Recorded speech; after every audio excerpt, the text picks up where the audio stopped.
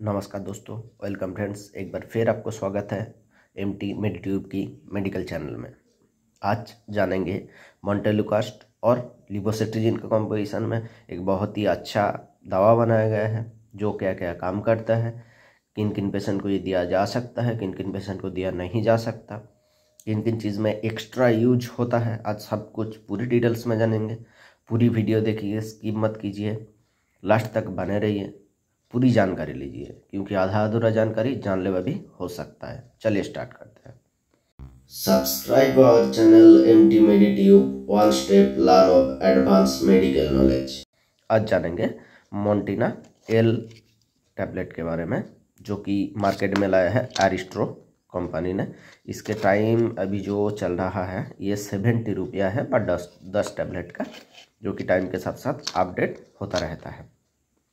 Market में बहुत सारा ब्रांड मिल जाएगा मोंटेलुकास्ट और लिवोसिट्रिजिन के कॉम्पोजिशन में, जैसे कि मोंटिना एल, लाजमा एलसी, मोंटिकोप, मोंटेक एलसी, ऐसी बहुत सारे पॉपुलर ब्रांड है जो कि मार्केट में आपको मिल जाएगा। जो भी आपको आसानी से मिले और सस्ता मिले वो आप ले सकते हो। उसका कॉम्पोजिशन मोंटेलुकास्ट और लिवोसिट्रिजिन ही होना चाहिए। इसके अंदर जो है लिवोसिट्रिजिन 5 mg और मोंटेलुकास्ट 10 mg के स्ट्रेंथ में इसको बनाया गया है। अब जानेंगे ये क्या काम करता है, कैसे काम करता है। जो कि लिवोसिट्रिजिन इसका साथ है वो 2nd जनरेशन का एंटीहिस्टामिक दवा है, जो कि एलर्जिटिक प्रॉब्लम को रोकने के लिए बहुत ही ज़्यादा मदद करता है। जो एलर्जिटिक प्रॉब्लम बनता है हमारे शरीर में, उसको रोकने के लिए बहुत ही अच्छा कार्यकर मेडिसिन है लिवोसिट्रिजिन। और मोंटेलुकास्ट जो है जो ल्यूकोट्रिन रिसेप्टर एंटेगोनिस्ट होते हैं, जो कि हमारा शरीर में जो स्वेलिंग होते हैं, वो इन्फ्लामेशन होता है एलर्जिटिक कारण से, वो ठीक करने के लिए बहुत ही ज़्यादा कारीगर है। वो एस्थमेटिक प्रॉब्लम को भी ठीक करने के लिए बहुत ज़्यादा कारीगर है। अब जान लेंगे डॉक्टर इसको सबसे ज़्यादा प्रयोग क्यों लेते हैं, किन किन चीज़ों में लेते हैं।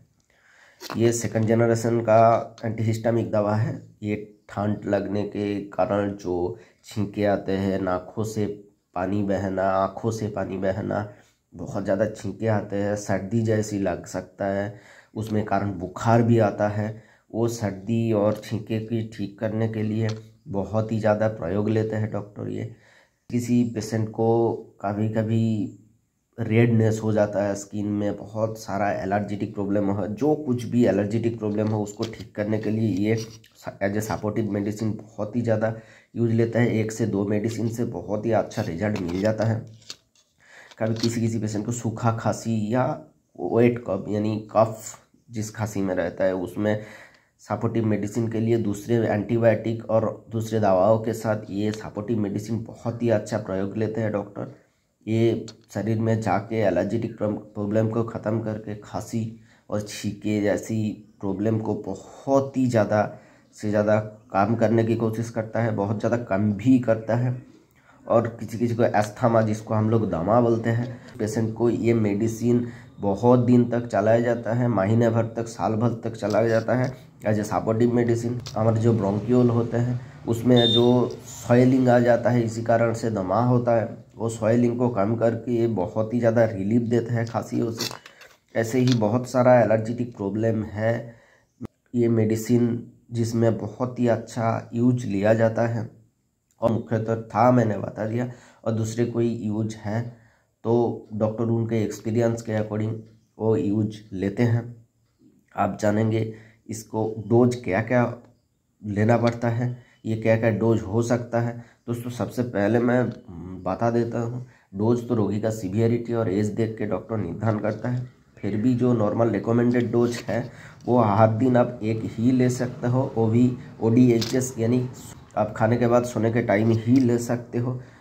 इसको लेने के बाद कुछ ड्राउजीनेस, डिजीनेस जैसी प्रॉब्लम हो सकता है, यानी धुंधलापन देखना और नींद लगना जैसी प्रॉब्लम हो सकता है, चक्कर भी आ सकता है कभी कभी।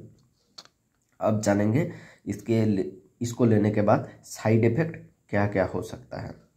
इसको लेने के बाद आपको चक्कर आ सकता है, आपको नींद लग सकता है, स्टोमक थोड़ा सा अपसेट हो सकता है, किसी को कब्ज के शिकायत हो सकता है यानी कॉन्स्टिपेशन का शिकायत हो सकता है।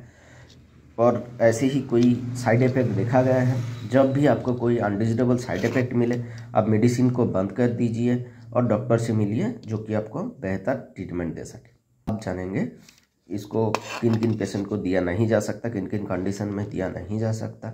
जिन पेशेंट को पहले भी कभी मोंटेलुकास्ट से प्रॉब्लम हो चुका हो, वो ना ले, अल्कोहल के साथ ये सेवन ना कीजिए और कभी भी ये डॉक्टर के परामर्श के बिना ना लीजिए। दिन में ये लेने की कोशिश ना कीजिए, रात में ही लेने की कोशिश कीजिए। इसको लेने के बाद बाहर मत निकलिए। आप जानेंगे ये किन किन मेडिसिन के साथ दिया नहीं जा सकता, कॉन्ट्राइंडिकेशंस। ये रिफाम्पिसिन जिसको चल रहे हो, यानी ट्यूबरकुलोसिस का मेडिसिन जिसको चल रहे हो, उसको दिया नहीं जा सकता। फेनिडोइन जिसको चल रहे हो, यानी मृगी की जो बोलते हैं उसको, एपिलेप्सी बीमारी का, उसको दिया नहीं जा सकता। प्रेडनिसोलोन जो एक कॉर्टिकोस्टेरॉइड है, उनको साथ भी ये दिया नहीं जा सकता, ये खराब प्रभाव दे सकता है। दोस्तों आज मैंने मोंटिना एल यानी मोंटेलुकास्ट और लिवोसेट्रिजिन के कॉम्पोजिशन में जो मेडिसिन बनाया गया है उसकी डोज, यूज़, साइड इफ़ेक्ट के सब कुछ ज़्यादा से ज़्यादा कवर करने की कोशिश की। अगर मुझसे कोई छूट गया हो तो आप कमेंट सेक्शन में पूछ सकते हो।